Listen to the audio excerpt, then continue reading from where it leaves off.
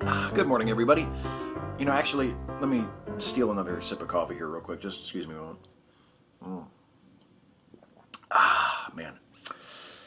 I am no good to anyone before I've had my morning coffee. That's the truth. One time, actually, I went a whole week without doing my morning coffee routine, and that week I was so worthless that CBS actually invited me to be on Big Brother. Never again. The following comments are taken from editions of Mail Call printed in the Herald Mail from June 24th to July 5th, 2013, which can be read online in their entirety at www.herald-mail.com. First up from Hagerstown. The front page of the Washington Post on Saturday, June 15th, showed a picture of 3 Iranian women with their passports waiting in line to vote. Even in a third world country, you have to have a picture ID in order to vote. When is the U.S. going to catch up? I agree. Let's amend our voting practices to match those of the Islamic theocracy some of us still occasionally refer to as belonging to the axis of evil.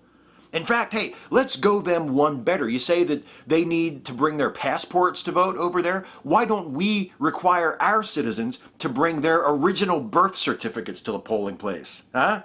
Ooh, I guess that means Obama won't be able to vote. Huh? Am I right? Up high. Need to know. I work at a convenience store and seen balances on EBT cards, $1,014, and seen one $748. People buying junk food. I'm so confused with the system. Can someone please explain? Hagerstown. Out of curiosity, what would be an appropriate EBT balance, in your professional opinion? You know nothing about this person, about his or her specific needs, about the particular factors that were evaluated to determine which benefits this person received, so you're obviously the best one to judge. So what's an EBT balance that you would be comfortable with? 1,000 is too high, 700 is too high, what about 500?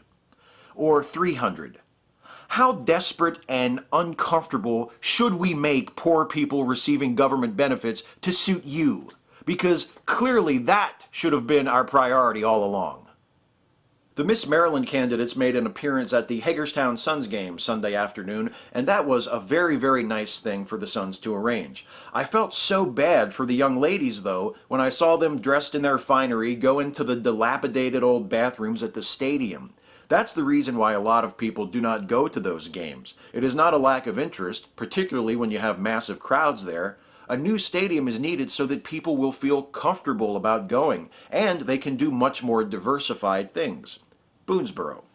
I'm with you on the new stadium. I think that that would be a wonderful thing for Hagerstown, but I wouldn't feel too bad about the beauty pageant girls. I mean, remember, there are contestants in the Miss Maryland pageant, which means that they're from around here, which means that those shitty old bathrooms at Municipal Stadium are probably nicer than the ones some of them have at their houses, especially if any of them are from Hancock. I think it's time for Washington County to open a Jewish community center. There are almost no resources for the growing Jewish population in this area. There is a single synagogue in downtown Hagerstown, and that is it. It's just not enough anymore. JCC membership is open to everyone, regardless of race or religion. However, they also offer the benefit of diverse activities and services which offer a gateway to Jewish life. Boonesboro. God, you got Israel, and now you want a Jewish community center in Hagerstown too? What is going to be enough for you people? Many years ago, we were given the right to bear arms to protect our homes and families, and I don't think it should be taken away. And all this talk about gun control and everything. Well, now what about the pressure cookers and the stabbings with the knives and all? Are they going to take those away? No, they just want to take our guns away, and I don't think that's right. Mount Lena. Hey, check it out, a time traveler. Welcome to the future, Mount Lena caller. How does it compare to your native time of 7 months ago? I imagine that much will be familiar to you, but here's a tip just to help you better assimilate into your new surroundings. Nobody's talking about gun control anymore. We have since moved on to more relevant and important topics, like who is Dwight Howard going to sign with, or how racist reality show contestants are. So, try to catch up, okay? I am sometimes surprised when I read the obituaries how many people belong to organizations, but there is no mention of belonging to a church. You don't have to belong to a church to go to heaven, but to belong and believe in Christ. But do they? Hagerstown. Why don't you give their grieving families a call and ask them yourself? I'm sure that they would welcome being interrogated about the dearly departed's religious beliefs by a complete stranger. Or, better yet, why not take it a step further and offer your services to the local funeral homes? You can interview the deceased's loved ones yourself and write the obituaries and send them to the newspaper. They'll be just the way you think they should be. And whenever you run into one who isn't a Christian, you can make sure to note that in the obit so that anyone who reads it will know that this person is burning in hell at this very moment. Because I'm sure you're not the only one who's curious about that.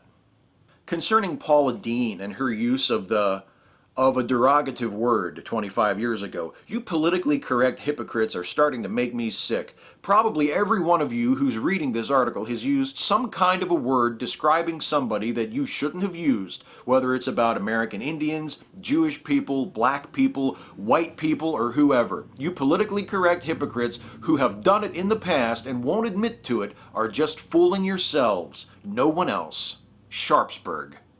Well, probably not white people.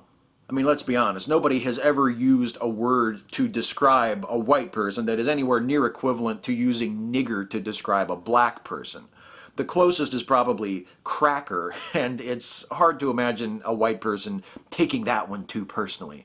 The reason that such a word doesn't exist for white people is because white people have always been the privileged class among the races in our culture. White people as a group, as a category, we have never ever been oppressed by another race and been referred to collectively with the kind of hateful, derogatory, dehumanizing language that scars us as a people and remains a part of our cultural identity down through the generations, as black people and many other non-white groups in this country have. And that's why it's upsetting to so many people to hear a modern, successful, highly visible white person like Paula Deen using that kind of language in the way that she allegedly used it. And that's why it's even more upsetting, for people like me at least, to hear so many white people running to her defense and making excuses for her. Yes, we all make mistakes. Yes, we all sometimes say hurtful and insensitive things that we shouldn't say and wish we could take back. That is absolutely true. But we don't all fantasize about holding racist plantation-style weddings or throw nigger around in front of our employees. So fuck Paula Deen. Once again, the Supreme Court has done it. Again, it has thumbed its nose at God one more time by striking down the Defense of Marriage Act and striking down Prop 8 in California. God in no way ever intended for men to marry men or women to marry women. It has been, is, and always will be an abomination to God, and rest assured, He will not tolerate it much longer. Hagerstown. Ooh, uh-oh, God's getting mad. Thousands of years of war, poverty, disease, disaster haven't moved him. He didn't do shit about the Holocaust or about the millions who starved to death under Joseph Stalin or any of the other atrocities of the modern world. But if dudes keep marrying dudes, he's coming down here. Somehow, I don't feel very threatened. And finally, from Williamsport, I am a bit confused by the Tea Party groups seeking tax exemption status. Are they not the ones who detest wasteful government programs? Would not tax exemption be considered an entitlement? Surely even they realize there must be some taxes in order for the government to provide services. So shouldn't they pay their own way without being tax exempt? Tax exemptions are only an entitlement if someone you don't like is taking advantage of them. For instance, an immigrant taking advantage of a tax break to start a business.